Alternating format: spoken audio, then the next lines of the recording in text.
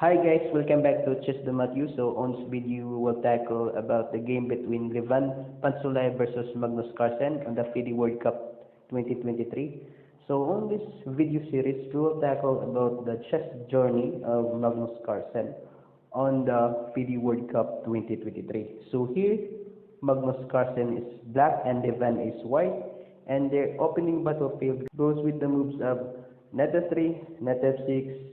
c4, the English opening, but later on it actually transposes into the Reti opening after, for example, b6. The idea of b6 here is to prevent any further push of this pawn to the c5, and again with an idea of opening this diagonal for the bishop to neutralize, for example, if the white here push the pawn to g2 and tries to fianchetto his light squared bishop on the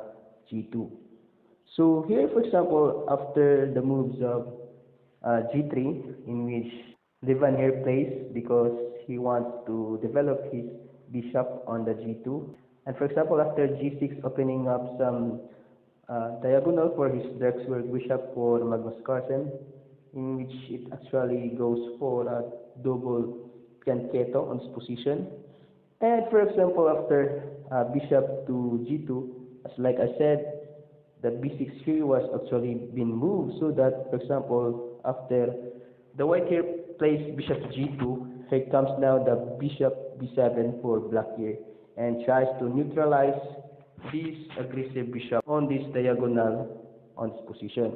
So for example, after here the white plays d4, it actually transposes now the opening into the Reti opening.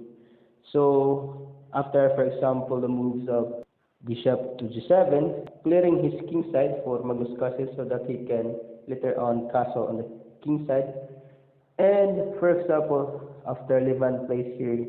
king side castling, Magnus Carlsen do the same after king side castling. And Levan here plays rook to e1, trying to have some control on the e5, and later on trying to push this pawn on the e4 with support, for example, after queen or even knight to c3. And for example, here Magnus Carlsen here playing now a simple move, which is actually tries to control the light square, for example, after e6. So we shall see in this position now that the black here has a fully control on the light square on the board with the knight, for example, with the knight, the pawn, and the bishop, trying to control this center light square on the board. And here Levan tries to counter the position, for example, after bishop to f4, but still there is just a simple d6, trying to limit this bishop on attacking this diagonal. And for example, after queen to c2 for Levan, tries to complete his development. After, for example, after knight to c3, connecting his rooks. But again, Magnus Carlsen here has a great move after, for example, the move c5, in which again, after he actually control now the light square on the board, he tries now to open up this diagonal for the control of his own dark square on the board, for example, the bishop on g7 after c5. So after, for example, some exchanges on the c5, after d takes c5, b takes c5, and after knight c3, again we shall see in this position now that the black here is in a great position with his fianchetted bishop because he actually controlled down the light square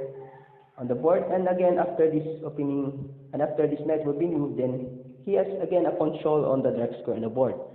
So after queen to 7, trying to develop his queen, and again sidestepping his queen to this d5, because later on the white here can actually play rook to d1. And after, for example, like I said, after rook to d1, there is now two attacker to this pawn with bishop and rook. So Magnus Carlsen here defend with his rook after rook to d8. And after queen to d2, having three attackers to this pawn with only one defender on the d6, so Magnus Carlsen here defends his pawn with the move knight to e8. So after, for example, bishop to h6, trying to force some exchanges for his bishop of Levan, But Magnus Carlsen here just playing knight to c6, again developing his piece, and again connecting his rook and completing now the development on the board. And after some exchanges, after bishop takes g7, king takes d7, b3 depending the pawn, and after, for example, knight f6, trying to reroute his knight to an active square because the knight on a8 is actually has a limiting scope for some control on the board, while after knight c6 controls a lot of vital square on the board. For example, the control on center, the g5, and even the h5 on the board. And after queen to b2, trying to have some pressure on the diagonal with his queen on the b2, but Magnus Carlsen here just have a prophylactic move after king to g8 to avoid any unnecessary attack on the diagonal of h8 to a1. So after rook to d2, trying to double this rook on the d file, but there's the simple d5, again freeing the position for the black perspective, and again trying to open this file so that again the black here will be active on the board. And for example, after e3, trying to stop any d4 push, but still there is just a simple d takes to c4, and after b takes to c4, there is simple knight to a5, again attacking this undefended pawn, while again doing his job to defend his bishop, although it was actually defended with the queen from the attack of this queen on b2. And after a couple of exchanges, after rook takes to d8, and knight to e5, in which it is actually a bad move on this position. The white here actually should probably play knight to d2 to have some equality, because for example, after bishop takes to g2, king takes to g2, queen to c7, depending his knight and the position again, but still there is just a simple move of knight c to e4, because after knight takes e4, knight takes e4, again, although the black here can win this pawn on the c4, but after knight takes to c4, there is a radical equality on the board because of the move of knight f6 check. So we shall see in this position now that if the black king will play king f8, then he will lose the pawn and the material will be actually even. And after king g7, but still there is a double check on the board, leaving on the position that the black here will be forced to draw because of the perpetual check. For example, after king f8, queen h8 check, and again this pawn will be fall. For example, after king to e7, but after queen f6 check, king f8, again repeating moves. There's an actually draw for a 3-pawn repetition on the board. So after, for example, knight to e5, instead of playing knight to d2, after knight to e5, Magnus Carlsen here has an upper hand because of the moves of bishop takes to g2, king takes, queen c7, attacking this knight, and after, for example, rook to d1, rook takes, knight takes, there is just a simple queen to d6, again attacking the knight, and this pawn is still under attack of the knight on a5, although it was actually defended. But for example, after knight to f3, again there is just a simple queen takes to d1, and after queen takes f6 and knight takes to c4, Magnus Carlsen here is actually winning on an endgame because he has an extra pawn on the c5. So after the moves of knight f3,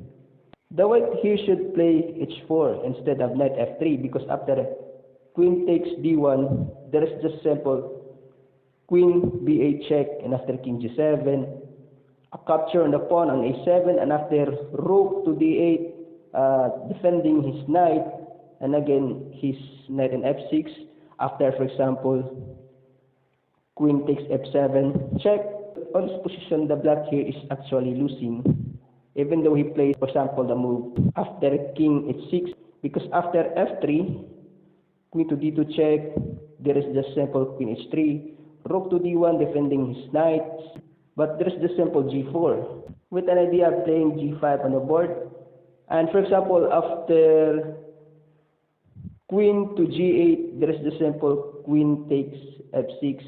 and again the black here is actually losing after knight takes c4 because there is knight f7,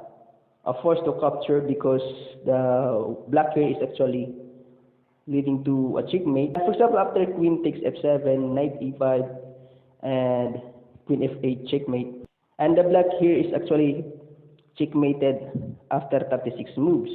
And going back, for example, after knight f3, instead of playing knight f3, the white here should play h4 to try an equality. For example, after queen takes d1, queen b8 check, king moves, king take, queen takes, queen d8 defending, queen takes f7 check. And if the black here plays king h8 instead of playing queen h6, still the white here is winning after queen e7, because after king g8, we shall see in this position now that after the white plays here f3, the black here is actually on a zugzwang. Even though he tries queen to d2, but after queen h3, queen d8, again there is just simple g4, and the black here is totally losing in this position because there is just a simple move after queen f8 of black. There is simple queen b6 attacking the knight, and after queen to a8 defending his e6 because there is a double attack on this position. And after queen takes to a5, we shall see in this position now that the white here has a huge material on the board with extra 2 pass pawns for white. So going back, for example, on the knight f3 position, in which the white here should play h4 to have an edge on the game, but after knight f3, it was actually a bad move because there is just a sample queen takes to d1 for black. And after, for example, queen takes f6, but again, Magnus Carlsen here wins a pawn on the board. That was actually a very important matter because this position is leading to an endgame. And after, for example, e4 for white, but there's the simple queen to d3, trying to attack this independent pawn, and again winning another pawn on the board. And after knight to g5 defending, but there's just simple queen to d8, defending also his f7 against these 2 intruders on the board. And after h4 for white, but there's just simple h6, showing away this knight. For example, after knight f3, queen c6 again attacking this independent pawn, and after h5 trying to break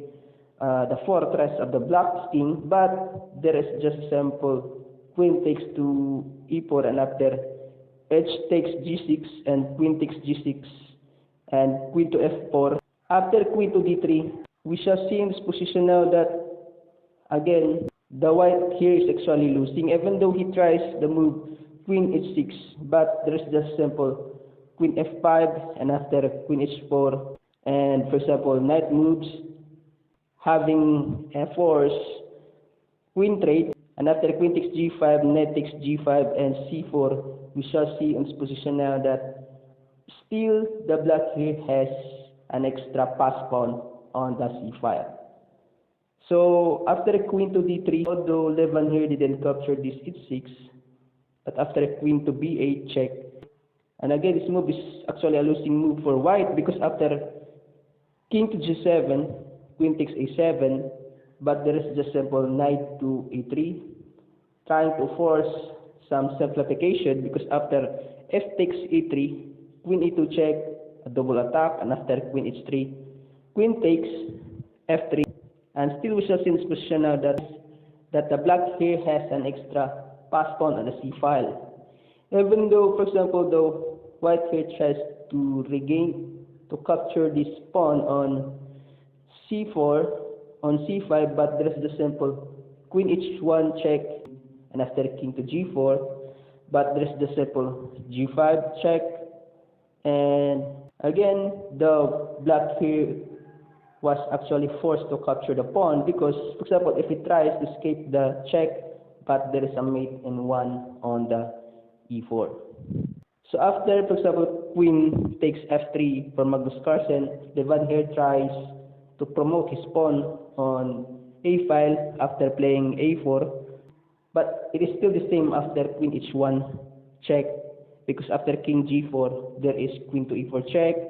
and after king h3 pawn move, and after queen c7. But Magnus Carlsen here has a simple move of playing king to g6, trying to control this square, so that, for example, after giving a check, there is a control on h5 and f5. And after, for example, king h2, but still there is queen c2 check, and after queen h3, and Magnus Carlsen here grab again another pawn on the board, having two extra passed pawn, and the white here resign after 44 moves. So going back, for example, after knight f3, knight f6, their opening battlefield actually goes for Reti opening instead of the pure English opening. And here Magnus Carlsen has actually well prepared on the opening phase of the game because of the interesting b6 move, trying to outwit the black here from the opening of English opening. And this b6 has actually some good ideas, for example, after stopping in c5 and again playing bishop to b7, because after, for example, on this opening, English opening, most common moves here for white is the white here tries to fianchetto his bishop, and for example, after the moves of b3, d6, g6, for example, after g2, and after, for example, bishop b7, this bishop actually neutralize this light squared bishop of white. And after g4, in which the opening was actually transposed now to the Reti opening, and after bishop to g7, and king z castling, Magnus Carlsen here actually immediately equalized the opening, for example, after rook to e1, e6, f4, d6, queen to c2, c5, and, for example, after some exchanges on the board, knight c3, developing a piece, and again connecting his rooks, but a simple queen to e7 and rook a to d1, rook d8 defending. Although the black here is actually behind on the development, but Magnus Carlsen here defends the opening successfully after playing queen to d2, knight e8, bishop h6, and after knight c6, again Magnus Carlsen here successfully equalized the opening after the black here immediately connect his rook after playing knight to c6 on the board. So that's all. I hope you enjoyed this video, and please don't forget to subscribe.